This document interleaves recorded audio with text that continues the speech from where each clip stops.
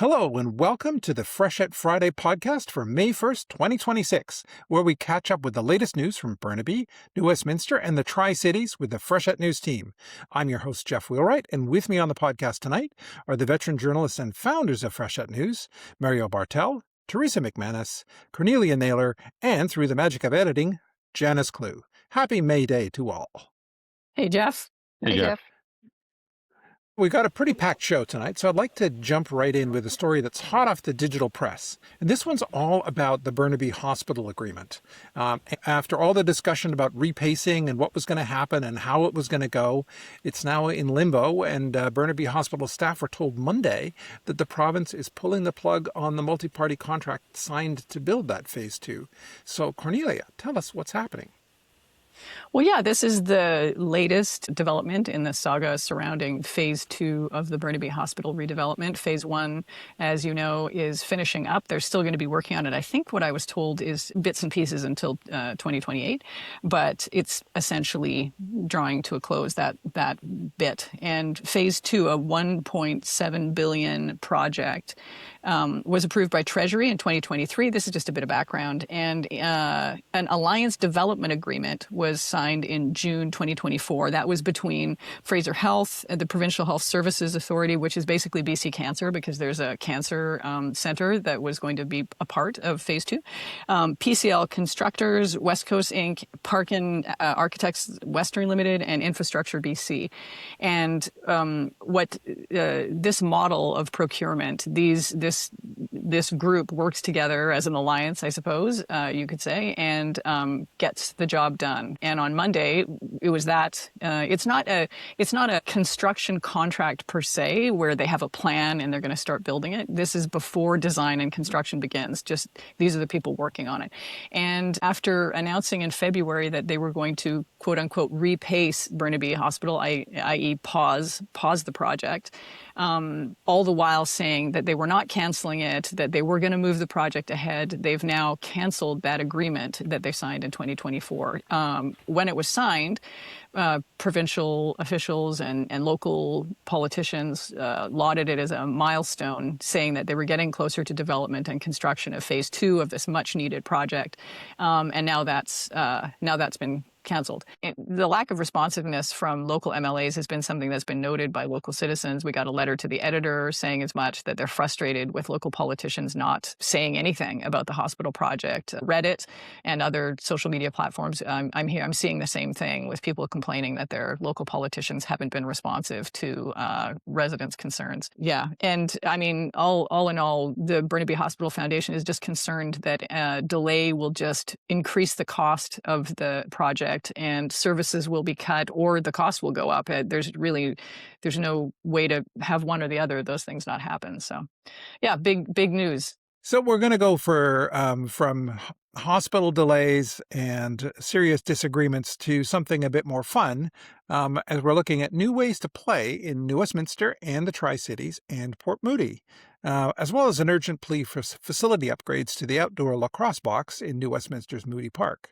And we're also going to talk about why a promised pier near Burnaby Industrial Park won't be built.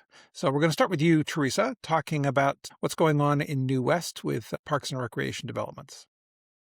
Yeah, well, at Monday night's council meeting, one of the delegations was a fellow Dylan Jones who grew up in New West and played lacrosse here, and now he's coaching his 4-year-old son's U7 team, which is a Salmon Bellies team, but they are the Silly Bellies.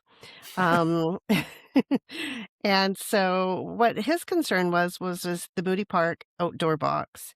And he said he's dismayed when he showed up there to see the condition of it. There's apparently grass growing out of some of the cracks. There's pavement that is cracked such that a little one's foot could get stuck in there and cause some injuries. Lots of scraped knees, and I mean, anybody, lacrosse mom here, who's ever had kids that have played on that, it's falling on that asphalt is pretty tough at the best of times, much less if you're tripping over cracks. It said there was mud in the corners because of the way that the level of the surface. and that the nets are held together with broken shoelaces and old shooting strings from lacrosse.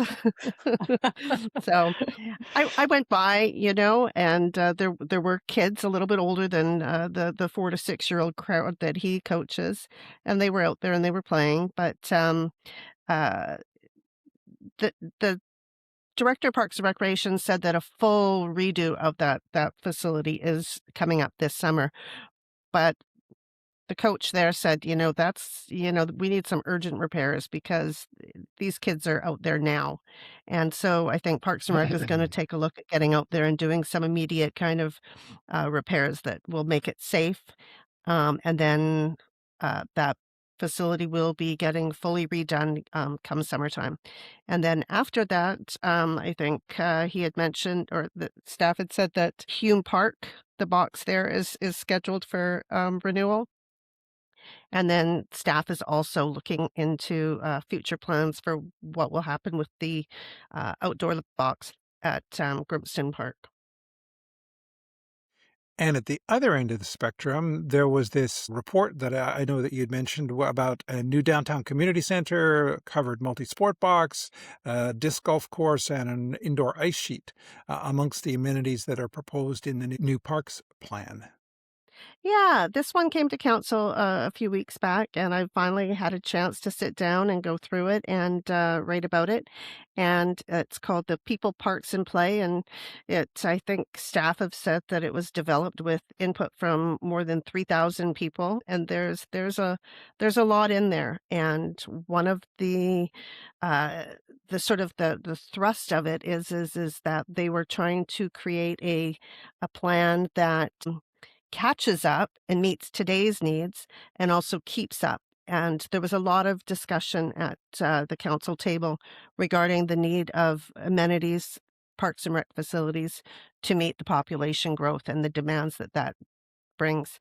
Yeah, so this is a plan that's got a whole host of parks amenities plan in it. And as one of the staffers said, it's the capital projects that, sort of catch the attention, but there's a whole lot of other stuff in there too. There's stuff about, the greening and the wilding of the city and growing trees, but some of the items that are within that capital plan are converting a grass field at Ryle Park in Queensborough to an artificial turf, upgrading the Hume Park lacrosse box to a multi-covered sports facility, replacing the Queen's Park Stadium and the band shell.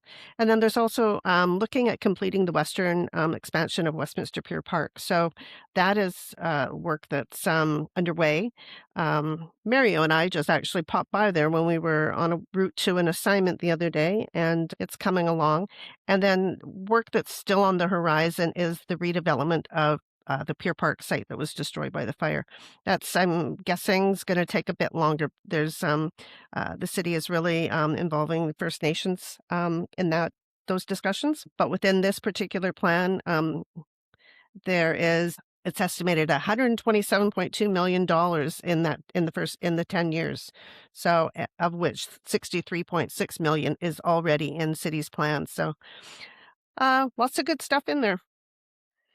Yeah, and no more shoelaces to hold together the lacrosse box. No, they're just funding Well, the shoelaces. There'll be new shoelaces. Fully funded shoelaces that don't need to be repaced. Meanwhile, I know over in Port Moody, Mario, you've been talking about civic complex improvements and how it'll be a better place to be able to park your backside, but not your car. Well, Port Moody, just as Teresa said, New Westminster is trying to assess how its community's recreation needs are changing and increasing with the increasing population. Port Moody is undergoing sort of the same process. They're in the process of putting together a comprehensive parks and recreation plan, and the current facilities are starting to feel the strain. Anyone who's been by the civic complex in Port Moody, that includes the city hall, the library, inlet theater, the recreation center that has 2 ice pads and a gym and tennis courts and soon pickleball courts and a basketball court. knows how busy that area gets. I often go and work at the Port Moody Library because it's nice and quiet, and they have nice roller chairs that are quite comfortable, and their Wi-Fi is good. But I used to have my choice of parking on a weekday at 9 o'clock in the morning. There was just no shortage of parking spaces. Now it's getting to be a lot tougher to find a parking space. So, uh, this is all the chickens are coming home to roost, and communities like New Westminster and Port Moody are starting to see that this pressure is starting to increase frustration in the community. People want access to their local recreation facilities that their property taxes help pay for.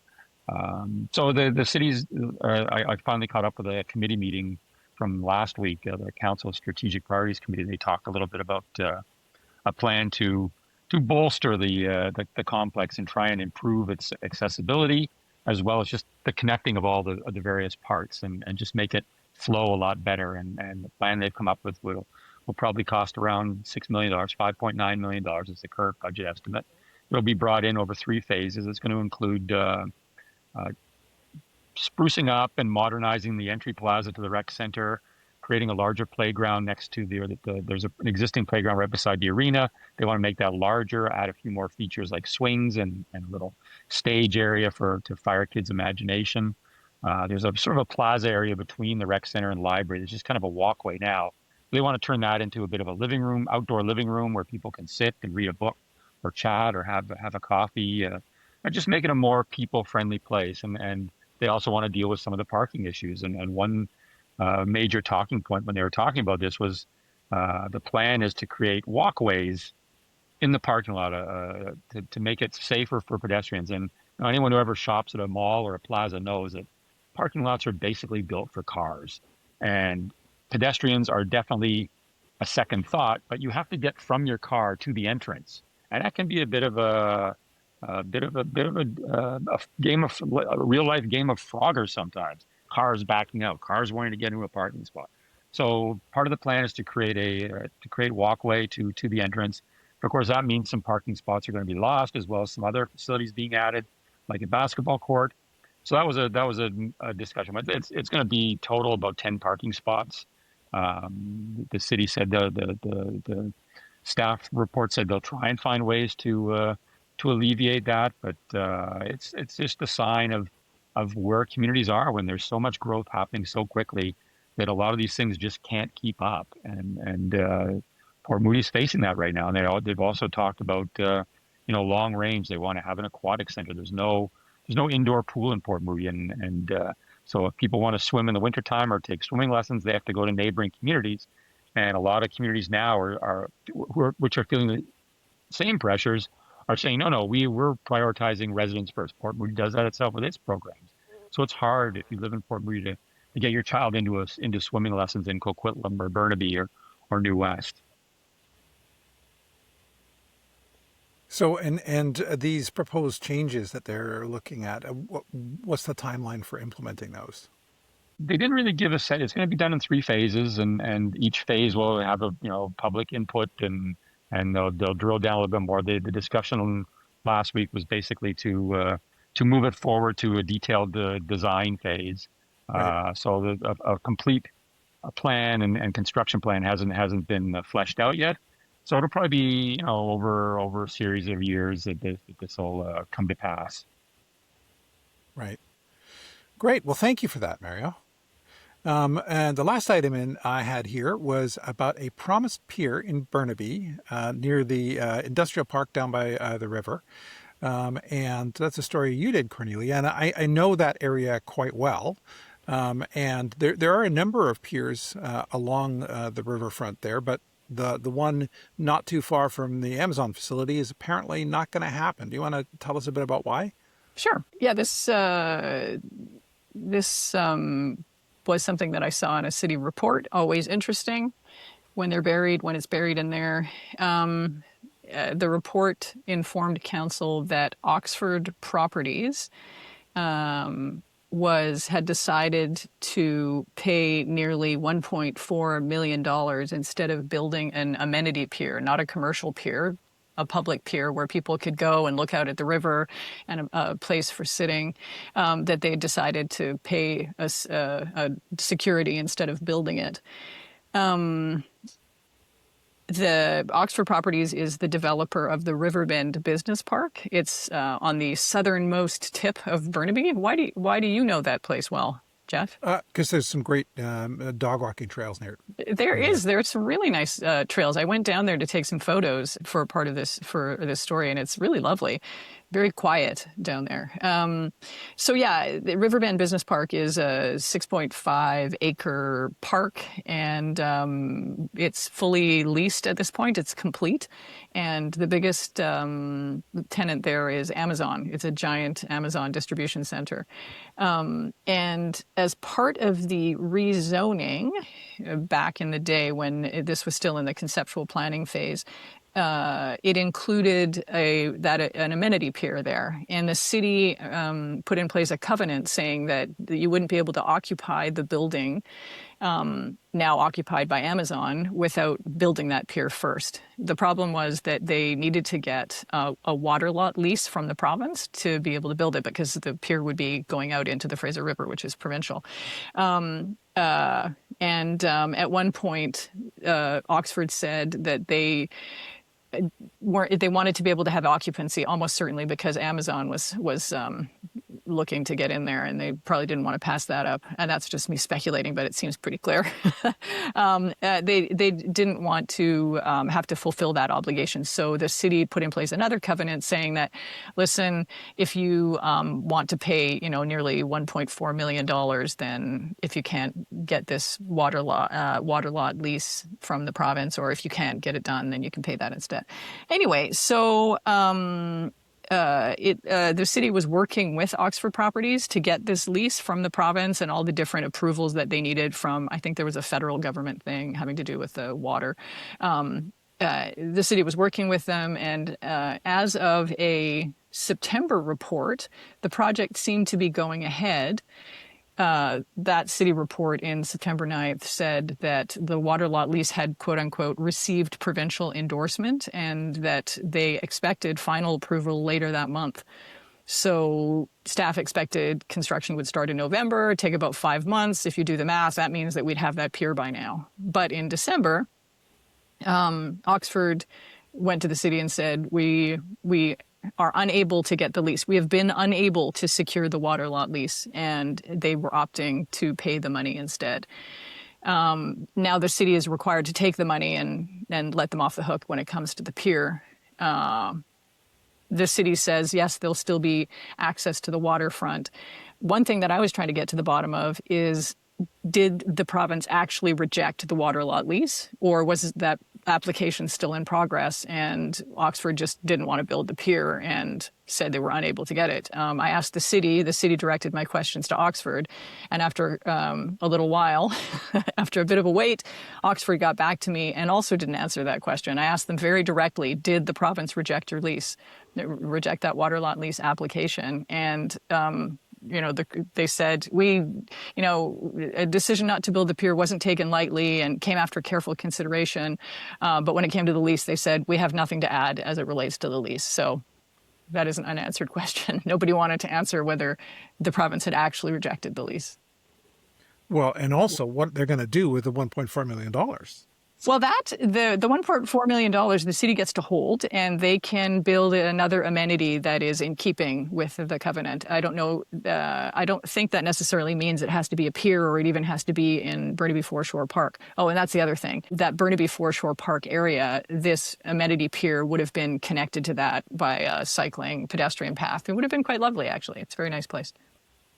It is. It's lovely. What I love, actually, is just to have one of those little ferries that goes across to the other side. But anything that gets us interacting with the actual river, I feel like we stay away from it too much. In we let industry only at it.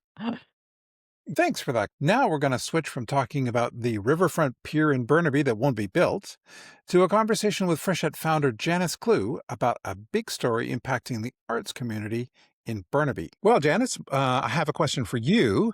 You've got a story on the front page of our current print edition about the Michael J. Fox Theater being closed to community access. Do you want to tell us what that's all about? I had a conversation with Chad Machette, who is with the Lindbergh Academy of Performing Arts in Coquitlam, and he directs and produces shows for Align Entertainment. They have shows every year at the Michael J. Fox Theater, and him as well as a dance company from Edmonton contacted me about the sudden closure of the Michael J. Fox Theater. This theater is attached to the Burnaby South Secondary School. Um, it had a nonprofit society that was in charge of it, that was managing it. It fell into deficit, and then the school board in Burnaby inherited it. And of course, it's facing a lot of financial pressures itself. So, what the school district did was announce suddenly 2 weeks ago that it would be closing the theater to community use, which is a huge bombshell for these organizations, for the dance organizations, as you know, Jeff. They plan 3 to 4 years in advance. They want to secure their venues, and they want to make sure that these venues are appropriate for the dancers. They need spring floors, and they need a lot of back room to get organized. And so the loss of this theater for community use is a big it's a big impact for the companies that they depend on this theater. It's quite a gem, and it's full of Michael J. Fox memorabilia, and we want to make sure that this is well known, that a campaign is going on, a petition is happening, and they're gathering signatures to make sure that this uh, is going to be open come the next school year. So, and what does the petition ask for immediately? It is asking for the city of Burnaby to take it over. So, is there a specific funding ask in that, or is it just kind of first step, let's get the city to take it over? Second step, let's look It at is. funding. It Yeah. is, and they were kind of blindsided, as I said. The school district never came to the users and said, "How can we find a solution?" They sort of relied on the city to get that done. And as a result, now we have a bunch of users that are scrambling. They're trying to find space, and they're trying to get the city to take it over uh, as um, uh, as an operating agency. How this is going to pan out, we don't know. There may be a new board, there may be a new society, but there's a lot of financial constraints that are Well, happening. and it's an election year too. So I can imagine that there are being some politicians getting questions about, are you going to support this? Yes, hopefully. Yeah, well, as a dance dad who's had his daughter perform at that theater, I am in full support of whatever can be done. Yes, of course. Well, thank you for that. I want to turn now to our Freshet election watch, and it continues. It's still early days, but like the weather, things are starting to heat up for candidates in our fall civic election. And even though the weather feels more like spring, it seems like local politicians in New West are dropping off the ballot like fall leaves floating to the ground. Teresa, do you want to talk about this? Sure. Yeah, last week was a busy week here on the political scene in New West with all kinds of announcements, mostly nowadays being made through social media. So there was lots of uh, candidates announcing that they were not seeking reelection. Most of those were from Community First New Westminster. As folks will know, we have two mayoralty candidates. One is Patrick Johnstone, the incumbent, who is running for Community First, and Daniel Fontaine, an incumbent councillor, who will be the New West Progressives. But now their slates are basically almost complete. Uh, we have learned that first term councillor Ruby Campbell, who topped the polls the last time, she's not seeking reelection, nor is Nadine Nakagawa, who is currently on her second term on council. Um, Community First has announced that Jamie McAvoy, the most senior member of council, and Tasha Henderson will be seeking re-election along with some newcomers. And uh, Dalia Al-Husani, Peter Jorgensen, Barakat Kabidi, who ran the last time, and Kane C. I'm sorry if I've mispronounced people's names. I haven't met these folks yet. And then the New West Progressives have also announced all of their whole slate of council, and that they've actually been known for some time now. And that was Ken Armstrong, Karima Budwani, Rick Folka, Councillor incumbent Paul Minhas, Marianne Morrison, and Ray Porcelato. They've also made some announcements regarding their school trustees. And again, the two incumbents for the New West Progressives, Danielle Connolly and Kathleen Carlson, they're both seeking re-election. But all of the Community First candidates on school board, none of them are coming back. So there was a series of social media posts from the likes of Maya Russell and Elliot Slynn and folks last week saying that they would not be standing for re-election. So for Community First, they've got 1, 2, 3, 4, 5, 6 candidates named. I was told to stay tuned as to whether or not there would be another, and the same with Community First. And I guess the one name on Community First that kind of jumps out to a lot of local folks will be Mary Trentadue. Mary was a city councillor, and then she stepped down and didn't seek re-election, and she is currently on the New Westminster School Board, but she's kind of going for the, what is that called? Is it a trifecta? She's she's set her sights now on school board. So unless Community First and the Progressives each name another school board candidate, and unless some independent candidates come forward, New West's election slates are pretty much almost complete at this point in time. And now they're out knocking on doors and shaking hands and kissing babies and doing whatever politicians do on the election trail. Well, that's a great update. Thank you for that, Teresa. Um, There hasn't been a ton of activity or announcements in terms of candidates, but I finally did hear from in a more campaigny way from the BCA candidates on the hospital project. As a matter of fact, they put out a press release just today calling on the Treasury Board to reverse the cancellation of that contract. So that's the first time I've seen them put out any kind of news release as candidates. In there we have Councillor, and he'd be an incumbent running again,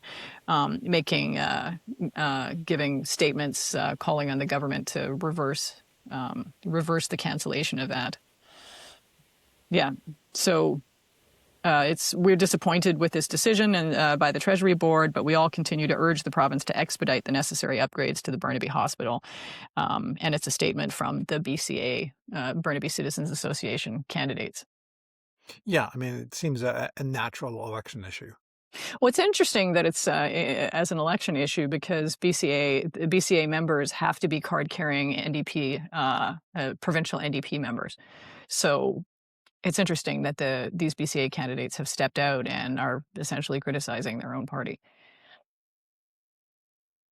Yeah, no, that is really true. And I also wonder too, like, okay, so they get elected, but how much say does the city of Burnaby, have in all of this in terms of the hospital?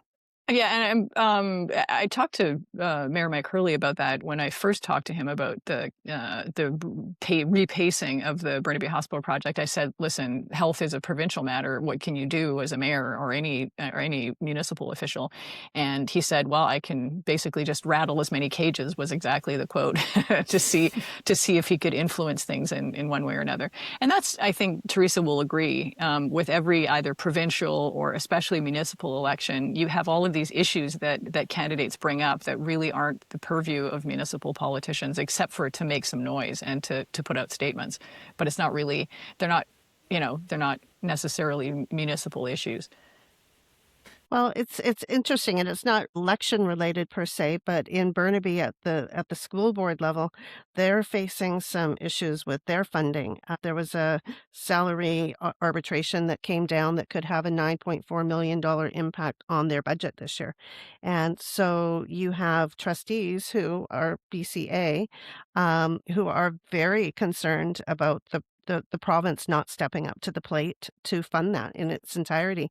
And then you have the DPAC in Burnaby, who is it's funny that Cornelia mentions the Treasury Board because the DPAC sort of set its targets on the Treasury Board there, Yeah. because they're the ones that control the purse strings. And yeah, so it's For those people who aren't familiar with the acronyms of different bodies, it's District yes. Parent Advisory Council, right? They're the parents, Yeah, the parent yeah, group in yeah. It's the parent the group. district. Yeah. Yeah.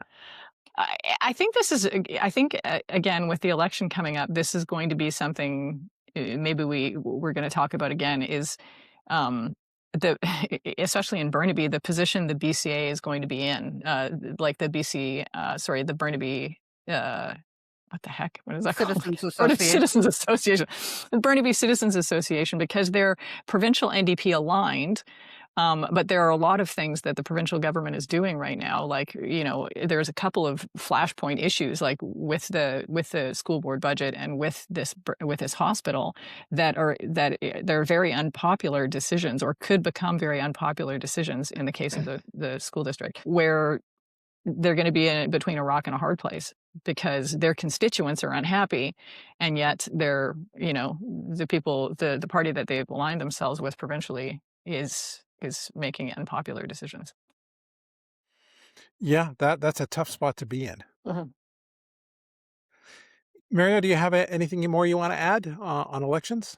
Well, we're still waiting for some kind of official word from Port Moody Mayor Megan Lottie whether she's going to run for re-election. She hasn't said and made any kind of public pronouncement, but there are signs that she's leaning that way. She recently posted on her Facebook.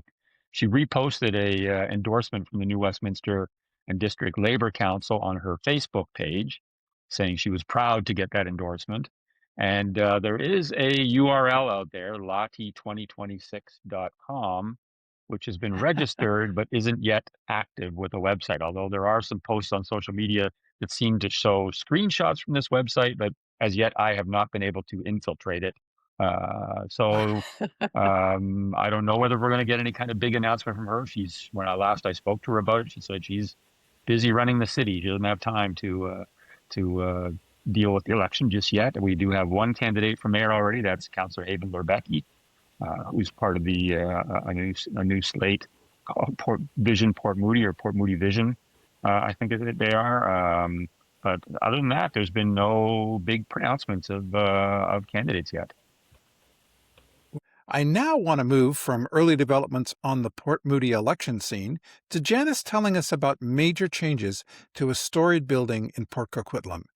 Janice, I was reading your story about the historic Masonic Lodge in Port Coquitlam being sold to a daycare. Do you want to tell us why that's happening and where things go from here? This is a really unfortunate story. It's a huge loss to the community. The building is over 100 years old. The Masons, it used to be a general store. It's right at the end of the Shaughnessy Street before you go in under the underpass. It's a very large building, about 5,000 square feet. Um, and the Masons can't afford it anymore. They have seen increases in property taxes that have been too much to bear.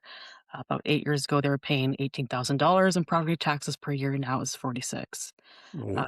that is a lot. And the Masons have been there for 111 years and are now finding that they need to sell the building, and they'll be moving over to the Legion temporarily before they find a lease in the Fremont Village in Port Coquitlam. They still want to maintain a presence in Port Coquitlam. It's important to them. They have 62 active members. They will be marching in the May Day parade. They do a lot of good in the community.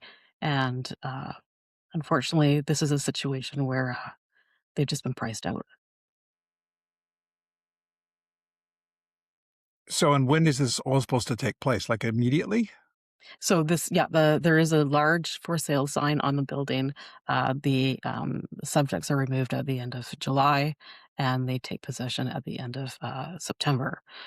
So the Masons will be moving over to the Legion temporarily for their meetings on Monday nights, starting in October. And in terms of the daycare, is that a new daycare or is that adding to the capacity? That will be a new daycare, and they are planning to renovate the building as well. I understand. Okay. Thanks for that story, Janice. Let's change gears now and talk about one of my favorite subjects, journalists who leave the world of daily journalism and discover new passions. Mario. It's about, when journalists become authors. And I know a lot of journalists who have taken this route. But Mario, I really loved your story about former province reporter Don Hauke and his new career as an author. First, it was a really great story. And secondly, I did have a personal connection to it. In your profile of Don, he talks about the fictional lead character in his Mr. Jinnah mystery series. That character was based on late province reporter Salim Jiwa, who worked closely with Don. I also worked with Salim in my early days on my career at the Vancouver Courier, and it was so much fun to see Don bringing a character to life that was inspired by Salim. I was also hugely impressed by Don's pledge to direct proceeds from the sales of the latest Mr. Jinnah novel to support Freshet News. Do you want to talk a little bit more about what Don said about why he wanted to do this? Well, there's nothing that old journalists like to do than get together with other old journalists and kvetch and reminisce about days of yore and glory days gone by, which those glory No, that days. can't be true. So, doing this story was as much like an opportunity to catch up with Don because I'd done stories with him in the past, and just we hadn't touched base in several years. Um, yeah, it was nice talking with him, and he's got a perspective on. He started his career in smaller community papers around BC, and yeah, I think he started up in Williams Lake. I think he told me, which of course is the where Ma Murray started her newspapering career, or really planted her flag as the province's newspapering pioneer.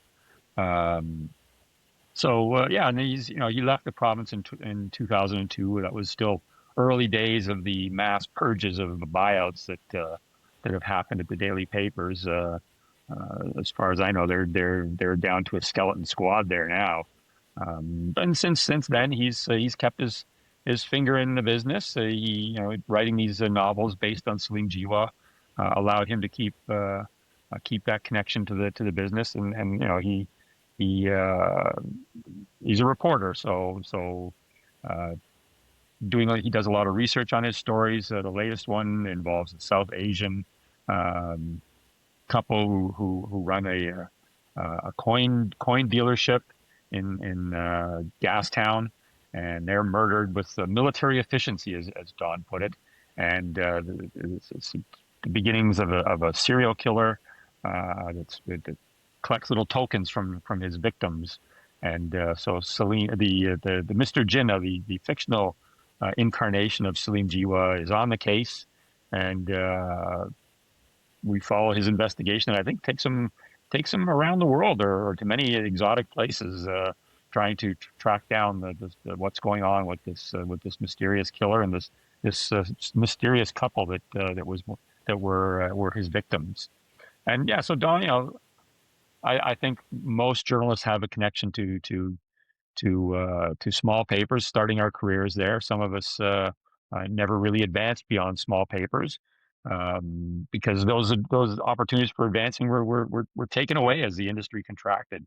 And so Don, he Some of us understands just this. wanted to stay there, Mario. How dare you say advance? We're just where we want to be. Well, it is in a way because you get a lot of freedom at this level and a lot of opportunity to tell interesting stories. You don't get the glamour of travel, but then again, the daily paper people don't get that anymore anyway. So we're all kind of operating on a pretty level playing field now, and that's called survival. Um, but um, so Don knows the struggle, and so he's been supportive of our effort to bring back local news. Of course, Don knows the importance of local news, having worked in it for many years. So he's dedicating the proceeds from his latest novel. What's it called here? The Special Collection of Mr. Gin a Mystery. It's the fourth story in the series. There's two more to come. This one's available on Amazon Kindle's in Amazon Kindle store, and the proceeds from that, Don will be donating through our Chuffed crowdfunding platform to help support our effort to keep local news going in Burnaby, New Westminster, and the Tri-Cities, and we thank him for that. And it's one thing doing this project is the community of journalists is all kind of there rooting for us in some way, shape, or form, because this industry has been through a lot in the last 20 years, none of it particularly good.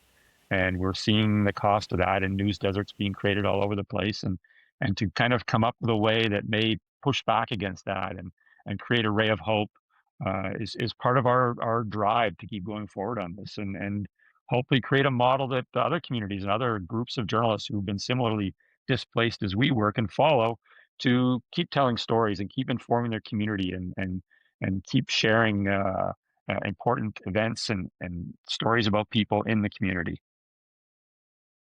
Yeah, it's funny. Journalists tend to be, at least on the surface, pretty cynical people. But since starting this project, it is heartening and it's just cool to see all of the support coming from our various former journalism colleagues and even people we've never met that are journalists or in the business somehow. So, Well, I think people are starting. I think people see that when but I mean people they live without in Burnaby and New Western Tracy, they live without local news for several months before we came back Huh. along. And what we heard time and again was how much they missed that, and those little connections Mm. just don't happen on social media the way they do with professional storytellers who know how to get to the nub Uh, of a story and tell it concisely and find things out and do digging and make phone calls. I mean, anyone can sit there on Reddit and say, "Oh, well, did you hear those sirens? What was that all about?" Well, it's our job to phone the police and say, "Hey, what were all those sirens about?" Listen, Yeah, exactly. listen, I want those people to keep saying those things on Reddit so that I can follow up on the things they're saying. Don't, don't hate on the Reddit people. They're really helping us. Yeah, they're kind of our new police. exactly. So speaking of sirens and police scanners, maybe we can do our Freshet 911 segment. And one of the first items I wanted to talk about is something that you reported, Mario, about the sharp eyes of a witness who led to the arrest in Port Moody. Yeah, the person who does the officer who does the communications for Port Moody, Sam Zacharias, he's got a good nose for little stories and quirky incidents that might catch our attention. And as I alluded to earlier, we don't have the luxury of being able to monitor police scanners anymore and find out what's going on through that. We kind of have to rely on the police telling us what's going on. And today we got this little release about a nosy neighbor keeping an eye out for what's going on in the street and saw someone rummaging through vehicles along Ioko Road and called it in.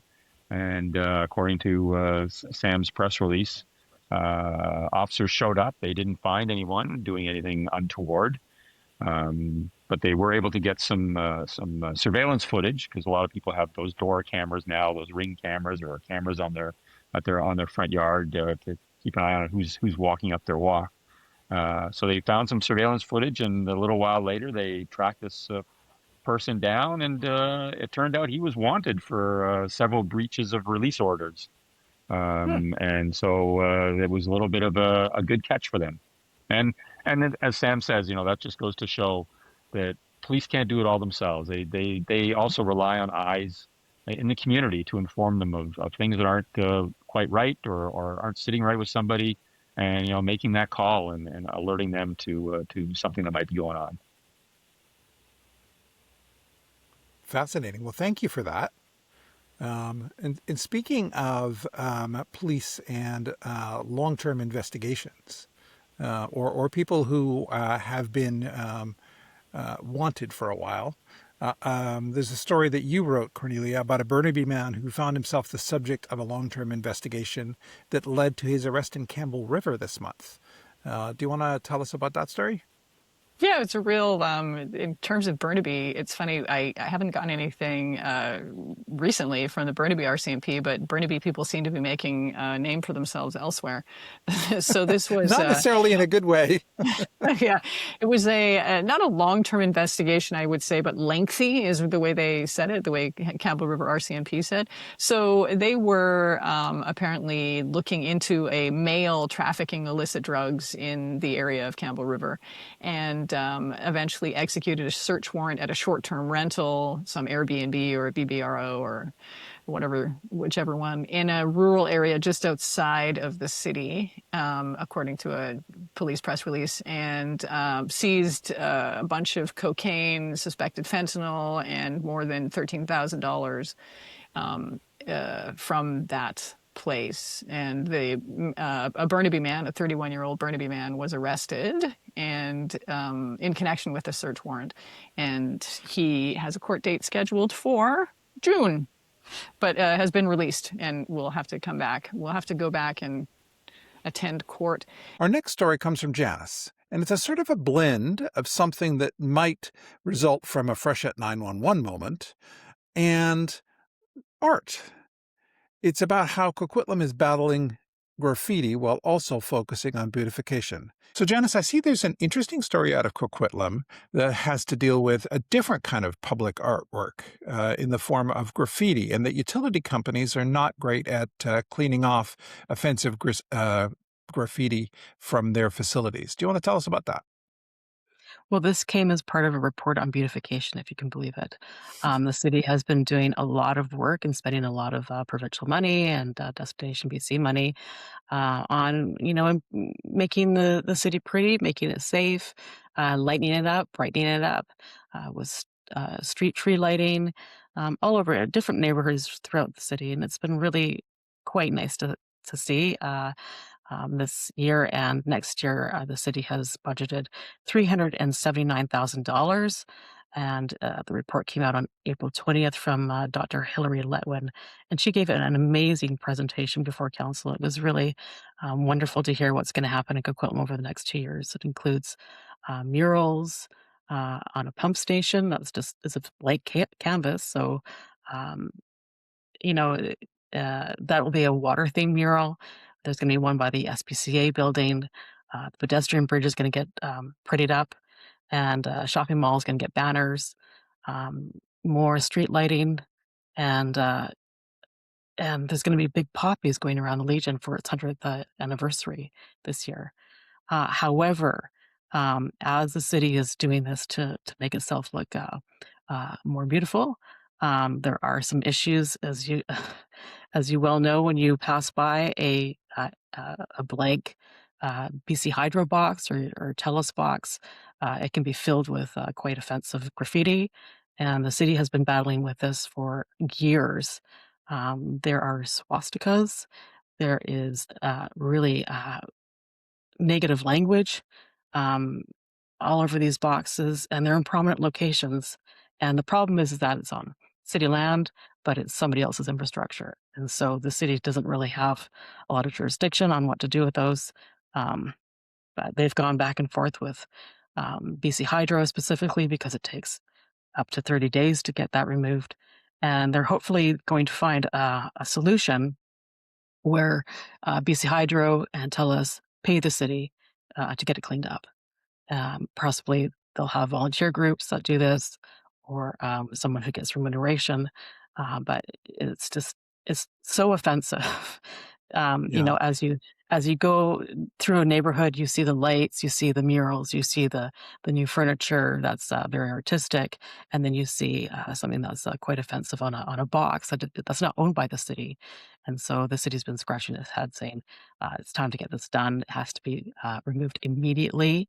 And a lot of the city councilors are not very happy about about the length of time it's taking to get this removed. Yeah, and it does sound like a better strategy to say, okay, let's just deal with it and then we'll send you a bill. Yeah, Yeah. and it'll be done immediately, so the residents um, aren't frustrated with the city and with the utility companies. Yeah, that's right. I'm sure the average citizen is not looking at this and going, "Oh, well, I can understand that that's a utility company responsibility, and there are Yeah, channels to go through, etc." There's like, no, this is really horrible and offensive, and why is this not been dealt with? yeah, it has to be removed immediately. So, moving to a more positive story about art, you read a story about an artist who's making really good use of recycled materials. Do you want to tell us about that?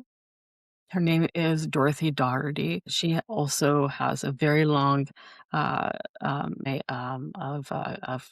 doing good work in the community, and she's also been a teacher. She's having a solo exhibition at the Deer Lake Gallery next month, and it's to do with recycled paper and how we use it. And what she does is she creates a base, a foundation, and then she paints over top, and then she starts to excavate the painting. And she says every day is different because she finds something different. And this is a sort of a commentary on the world today. Is nothing's the same. Everything's different as you start to dig in. So, has she got some copies of Freshet News to work with?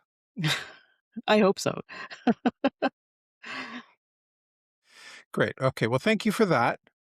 All right. So let's do what's on next. So, Janice, what's on the coming weekend and the next week? Well, next week, I mean, we are leading into Mother's Day, so hopefully some people will be spending some time with their moms if they can. But this week coming up, we are gearing up for the election, and the city of Burnaby, sorry, the Burnaby libraries are putting on some educational sessions. Um, one is on May 6th at the Tommy Douglas branch, and one is on May 7th, and that is taking place at the City of Lougheed Shopping Center, the temporary Cameron branch. And these are good ways for the voters to find out um, what's going on, how to cast a ballot. Um, do you qualify as a candidate? Do you qualify as a voter? These are great sessions. Also happening this week, we have two emergency preparedness information nights. One is at the city of Port Moody on the 6th, and one is the Tri-City Chamber of Commerce on May 8th. And this is for business owners to find out what happens when a disaster hits. I also want to be highlighting on Saturday, uh, May 9th, it's May Days in Port Coquitlam. And this is a century-old festival that sees a parade going down the street on Shaughnessy Street, and it's always lots of fun. The party then goes to the Port Coquitlam Community Center for the afternoon, and there's lots of entertainment. So May 9th, make sure that's circled on your calendar. That sounds fantastic. And I did see the historical photo we had in yesterday's paper. Yes, that's the city of Coquitlam, which used to have a May Day festival. We'll now move from events in our community to sports update with Mario and a couple of great stories he had for us this past week. So, the first, I just want to note some amazing photos that our freelance photographer Jennifer Gauthier took the 7th Inlet Spring Regatta that was held in Port Moody last Saturday. And then let you talk about the growth of women's pro soccer in Burnaby and the rise of interest in the Rise. Yeah, we sent Jen Gauthier to last Friday's season opener for the Vancouver Rise. It's a new professional women's soccer team that plays out of Swangard Stadium in Burnaby. So they may be Vancouver Rise, but anyone who lives or works in Burnaby probably is familiar with one of the team's owners, Christine Sinclair, uh, Burnaby's own soccer superstar, international superstar who recently retired. Um, and yeah, the team came around last year, right when our former publications were shutting down. So we've never really had a chance to plant a local news flag on the Rise. Back in the day, I used to cover the old Vancouver 86ers when they played out in Swangard as part of the Canadian Soccer League for a few years. And it's a great facility, and they had I think it was in 2010 or something like that, or there was the under 21 World Cup had several games there too, and they built all kinds of great big temporary grandstand, and there was lots of international fans there, and it was quite a festive and anything to do with FIFA is going to be a big deal, and it certainly was. So it's nice to see a high level of soccer back at that venue, and I think right now we're at a point in time where there's just a lot of dissatisfaction with the mainstream pro sports teams in Vancouver. The Canucks are coming off just a dismal season. The Whitecaps are a great team, but they're having problems behind the scenes, and they're not. There's talk of them possibly leaving for various reasons. And the BC Lions are, they're kind of always there, breaking people's hearts as fewer and fewer hearts every year, it seems. So we're seeing the rise of and people are turning attention to things like the Vancouver Rise and the Vancouver Golden Eyes women's hockey team, and neighbors of ours have season tickets to the Rise, and they told us last year it's just a great time, a lot of fun. It's a little less high stakes than going to a Canucks game or something like that. It's more affordable. So yeah, we now that we're around, we've have an opportunity to start telling that story. So the Rise won the league championship last year. So it was a success story right off the hop. Again, no coverage of it because there was no local publication at the time. So we're playing a little bit of catch up. So starting off with the season opener, Jen Gauthier did a fantastic job shooting some great photos that captured the vibe and the sort of the interaction between the players and the fans, and I think that's what makes it fun is that accessibility. The players realize how important the connection with fans is, and the fans enjoy that, and it's a little more of an intimate experience in a smaller venue like that. So we're looking forward to popping in time and again, time to time this season, and continuing to tell the story of the Rise and their impact on the Burnaby sporting scene, and just this ongoing story of the rise of women's sports. Today, this afternoon, I went and shot high school girls hockey. It was my first encounter that there was actually a high school girls hockey league in our area, and it was really good. There was some very fast skating players. The quality of hockey at the high school level, it can be touch and go sometimes, but it was pretty good. So it's great to see, and it's great to be able to give some coverage to sports is often dominated by male centric coverage, but I try to mix it up as much I can, and pay attention to the females playing sport because they're just as competitive, just as hungry for wins, and just as athletic as their male counterparts. Yeah, that's wonderful, Mario. Evening the score. So to speak. So to speak, exactly. There's no shortage of bad puns, and I don't charge extra for them.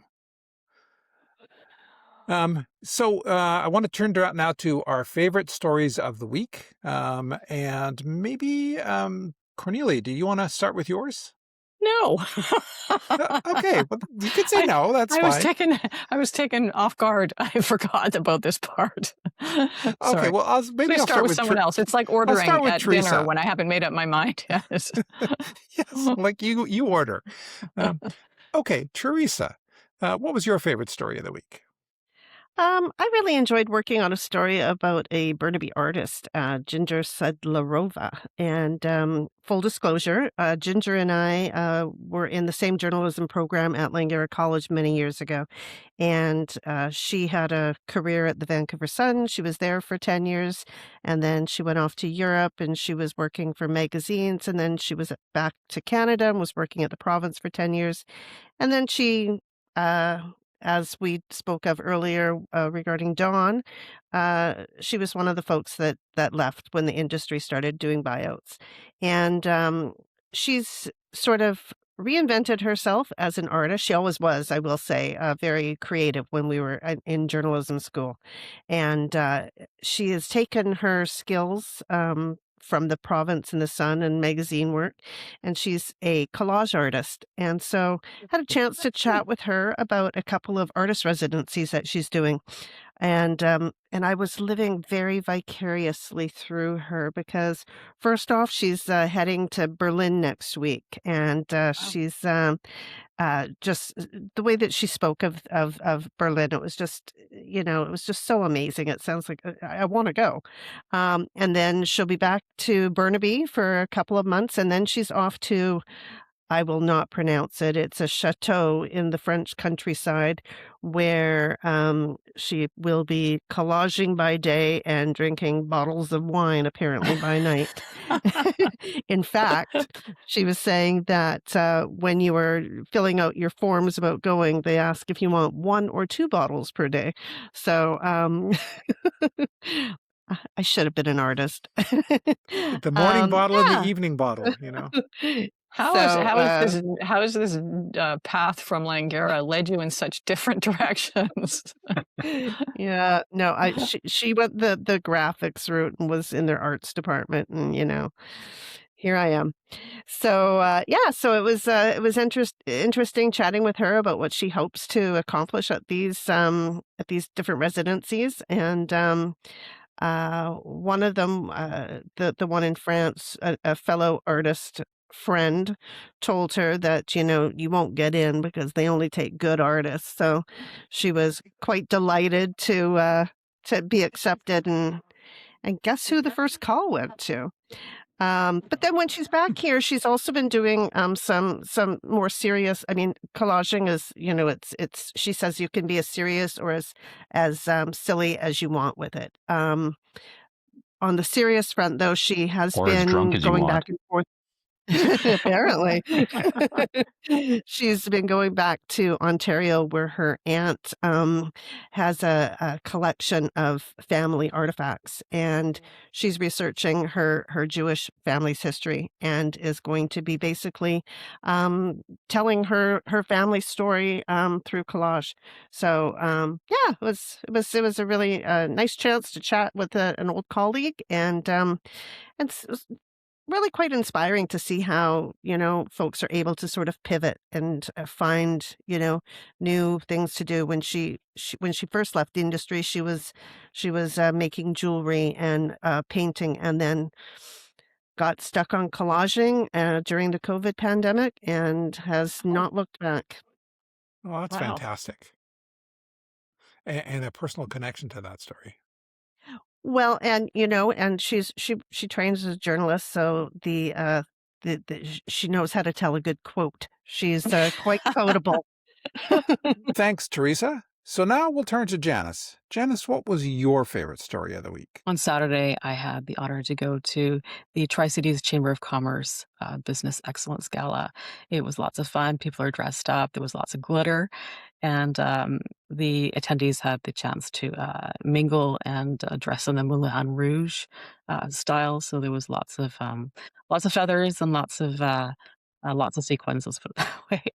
Um, the MPs were there, some MLAs were there, and we got some giggles at the mayors. They were brought up to the stage and they were asked to um, say what's best about their city to become the newly elected mayor of the fictional town of Pocomo. That was lots of fun, and they also had to demonstrate how you would try to get rid of a bear, and there was a lot of loss on that as well. So very Tri-Cities. I do want to give a shout out to the nonprofit of the year. It's Talitha Coombe Society. This is an organization run by mostly Mary O'Neill, and she has just won the Freedom of the City Award in Coquitlam, and she's having a great year. Obviously, this is an organization that helps women and children in need. Um, the event itself was well attended. It was sold out. There was an MC named Nancy Ho who brought on lots of laughs. But this was such a fun organization. This was such a fun event, um, and it was once again kudos to the Tri-Cities Chamber of Commerce for putting on a great event. And who came up with the best plan for getting rid of a bear? I think it was Brad West from Port Coquitlam. He told the bear to go back to Burke Mountain, which is in Coquitlam. Oh, okay. So there was no honey involved. No honey, no. Great. Well, thank you, Janice. Much appreciated. How about you, Mario? Well, for people who are looking at our podcast, my favorite story is my fabulous new cycling cap in Freshet colors Nice. Excellent. from Red Dots Cycling on Etsy.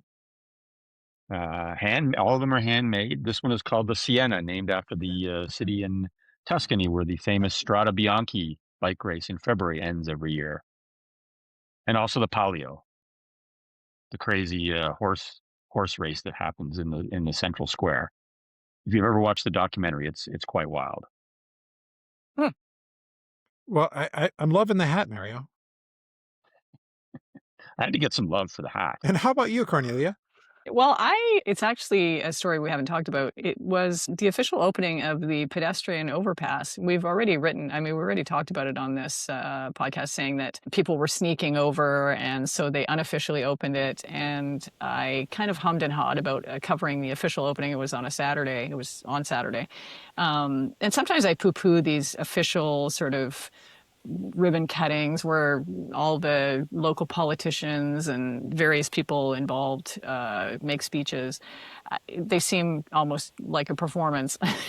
But I was actually quite moved by Mayor Mike Hurley and what he said about, you kind of sometimes forget about the permanence of this infrastructure. Or not permanence, but at least, 80 to 100 years is what he was talking about, and making history and the engineering feat. And I guess having an official ceremony allows you to go over all of that stuff and really recognize what a difference this overpass will make, connecting north and south, and the two of Burnaby's lakes, which he called the jewels of Burnaby. And it was just really nice. There was a little crowd gathered there. There was clear enthusiasm for the project. There was nothing controversial about it. People were using the overpass the whole time. I really appreciated that that's what they did. They didn't close the overpass during the presentation or during the ceremony. People kept cycling, and families were walking by and wondering what the big crowd was for. Yeah, it was just a very nice community event, and it was nice to be there in person as a local reporter. It's the kind of stories that are our bread and butter. And Yeah, it and I gave liked. Hurley an opportunity, and it gave Hurley an opportunity to remind everyone, yes, the bridge is supposed to be rusty. Yeah. Oh, yeah, that's right. He said, "We are That's not painting interesting. the bridge." Yeah, it is a really interesting thing. I actually found out that this weathering steel that it's made out of, so it's this rust-colored steel. It looks like somehow they just forgot about it after putting it up. And lots of people have commented. I've seen many comments online about the color of the bridge and how are they going to paint it? And clearly the mayor has gotten enough questions like that. So it's called weathering steel, or Corten steel, I think is the trade name. And it actually it builds tensile strength as it gets that rusty sort of outer external layer in it. And so this external coating of rust prevents it from having to be painted. It's protective. So it's going to save the city a ton of money. It's considered environmentally friendly, and it will save money, never having to repaint it. Look at the Well, Patillo Bridge. You can see why. It's a and win-win. given how infrequently Burnaby's painted some of the other pedestrian bridges it has, how dingy they get to look after a while, that's probably really the reason. Well, this is the thing. If you lower people's expectations on its looks right away, So what doesn't rust me makes me stronger. yes, exactly. Nice. Well, my favorite story was actually the one that you wrote, Teresa, about the annual Day of Mourning ceremony at Westminster Pier Park. And I like the fact that you quoted Christie, the president of the New Westminster and District Labour Council, talking about it having a twofold purpose: not only to remember the workers that had been killed and injured on the job, and also to rededicate ourselves to safety and preventing future injuries. And also her pointing out that not all hazards and injuries are visible. So it was an inspiring and reflection-causing story. So thank you for that. Yeah, that one was actually kind of interesting because both Mario and I went. He took some great photos and I wrote the story, but in interesting enough, in all of our years covering New Westminster and Burnaby, neither one of us had actually been to that ceremony. And it was I felt it was quite emotional, when the folks started laying the roses down and yeah, and listening to Shane Poole of the New Westminster Fire Department talking about, firefighters and for them it's not the big fires that is going to make them sick. It's the constant exposure to smoke over time. Just hearing that was really kind of hit home. Yeah. Yeah, the sacrifices that you don't know, the people in your community are making on your behalf. Absolutely. Yeah. And there have been some pretty big fires in New West with creosote on the trestle, the rail trestle one year. I remember that, and then of course the Pier Park fire. I mean that smoke is just nasty. Oh, I remember when that happened, and I was surprised when they were able to actually do a lot of remediation a lot quicker than I had thought possible. So, well, thank you for that. And thank you all for your contributions this week. That wraps up another week of the Freshet Friday podcast, but we'll be back soon. In the meantime, keep asking yourself the question, is it Freshet Friday yet? And come on back when the answer is yes. Thank you to our team for being here. Thanks for listening, and have a great weekend.